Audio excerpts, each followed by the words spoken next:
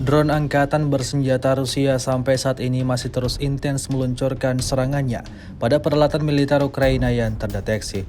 Dibuktikan pada sebuah rekaman yang ramai beredar di media sosial Telegram pada Selasa 26 November 2024. Tepatnya di wilayah Kursk, drone FPV Rusia dengan serat optik tampak hati-hati menyerang kendaraan militer Bradley dari Brigade Mekanis ke-47 Angkatan Bersenjata Ukraina.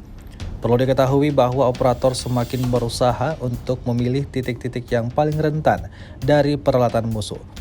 Daripada meledakkan tanpa berpikir panjang di area yang paling berlapis baja atau blok kendali jarak jauh, hantamannya tepat mengenai sasaran dan membuat kendaraan militer Ukraina alami kehancuran total.